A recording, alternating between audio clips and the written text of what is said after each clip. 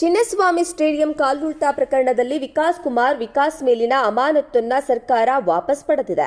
ವಿಕಾಸ್ ಕುಮಾರ್ ಅವರನ್ನ ಆಂತರಿಕ ಭದ್ರತಾ ವಿಭಾಗದ ಐಜಿಪಿಯಾಗಿ ನಿಯೋಜನೆ ಮಾಡಿದೆ. ಅಲ್ಲದೆ ಬೆಂಗಳೂರು ನಗರ ಪೊಲೀಸ್ ಆಯುಕ್ತರಾಗಿದ್ದ ಬಿ ದಯಾನಂದ್ಗೆ ಎಡಿಜಿಪಿ ಕಾರ್ಯಾಗೃಹ ಕೇಂದ್ರ ವಿಭಾಗ ಡಿಸಿಪಿಯಾಗಿದ್ದ ಶೇಖರ್ಗೆ ಗುಪ್ತಚರ ಇಲಾಖೆ ಎಸ್ಪಿಯಾಗಿ ಸ್ಥಳ ನಿಯೋಜನೆ ಮಾಡಲಾಗಿದೆ.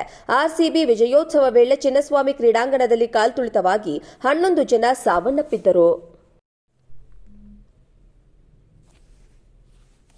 ಚಿನ್ನಸ್ವಾಮಿ ಸ್ಟೇಡಿಯಂ ಕಾಲ್ತುಳಿತ ಪ್ರಕರಣದಲ್ಲಿ ವಿಕಾಸ್ ಮೇಲಿನ ಅಮಾನತನ್ನ ಸರ್ಕಾರ ವಾಪಸ್ ಪಡೆದಿದೆ. ವಿಕಾಸ್ ಕುಮಾರ್ ಅವರನ್ನ ಆಂತರಿಕ ಭದ್ರತಾ ವಿಭಾಗದ ಐಜಿಪಿಯಾಗಿ ನಿಯೋಜನೆ ಮಾಡಿದೆ. ಅಲ್ಲದೆ ಬೆಂಗಳೂರು ನಗರ ಪೊಲೀಸ್ ಆಯುಕ್ತರಾಗಿದ್ದ ಬಿ ದಯಾನಂದ್ಗೆ ಎಡಿಜಿಪಿ ಕಾರ್ಯಾಗೃಹ ಕೇಂದ್ರ ವಿಭಾಗ ಡಿಸಿಪಿಯಾಗಿದ್ದ ಶೇಖರ್ಗೆ ಗುಪ್ತಚರ ಇಲಾಖೆ ಎಸ್ಪಿಯಾಗಿ ಸ್ಥಳ ನಿಯೋಜನೆ ಮಾಡಲಾಗಿದೆ. ಆರ್ಸಿಬಿ ವಿಜಯೋತ್ಸವ ವೇಳೆ ಚಿನ್ನಸ್ವಾಮಿ ಕ್ರೀಡಾಂಗಣದಲ್ಲಿ ಕಾಲ್ತುಳಿತವಾಗಿ 11 ಜನ ಸಾವನ್ನಪ್ಪಿದ್ದರು. ಚಿನ್ನಸ್ವಾಮಿ ಸ್ಟೇಡಿಯಂ ಕಾಲ್ತುಳಿತ ಪ್ರಕರಣದಲ್ಲಿ ವಿಕಾಸ್ ಮೇಲಿನ ಅಮಾನತನ್ನ ಸರ್ಕಾರ ವಾಪಸ್ ಪಡೆದಿದೆ.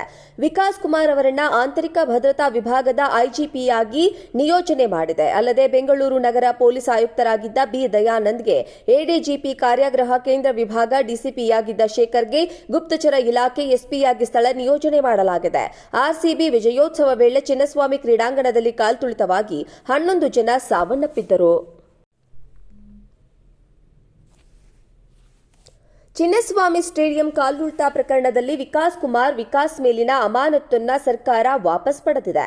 ವಿಕಾಸ್ ಕುಮಾರ್ ಅವರನ್ನ ಆಂತರಿಕ ಭದ್ರತಾ ವಿಭಾಗದ ಐಜಿಪಿಯಾಗಿ ನಿಯೋಜನೆ ಮಾಡಿದೆ. ಅಲ್ಲದೆ ಬೆಂಗಳೂರು ನಗರ ಪೊಲೀಸ್ ಆಯುಕ್ತರಾಗಿದ್ದ ಬಿ ದಯಾನಂದ್ಗೆ ಎಡಿಜಿಪಿ ಕಾರ್ಯಾಗೃಹ ಕೇಂದ್ರ ವಿಭಾಗ ಡಿಸಿಪಿಯಾಗಿದ್ದ ಶೇಖರ್ಗೆ ಗುಪ್ತಚರ ಇಲಾಖೆ ಎಸ್ಪಿಯಾಗಿ ಸ್ಥಳ ನಿಯೋಜನೆ ಮಾಡಲಾಗಿದೆ. ಆರ್ಸಿಬಿ ವಿಜಯೋತ್ಸವ ವೇಳೆ ಚಿನ್ನಸ್ವಾಮಿ ಕ್ರೀಡಾಂಗಣದಲ್ಲಿ ಕಾಲ್ತುಳಿತವಾಗಿ 11 ಜನ ಸಾವನ್ನಪ್ಪಿದ್ದರು. ಚಿನ್ನಸ್ವಾಮಿ ಸ್ಟೇಡಿಯಂ ಕಾಲ್ತುಳಿತ ಪ್ರಕರಣದಲ್ಲಿ ವಿಕಾಸ್ ಮೇಲಿನ ಅಮಾನತನ್ನ ಸರ್ಕಾರ ವಾಪಸ್ ಪಡೆದಿದೆ.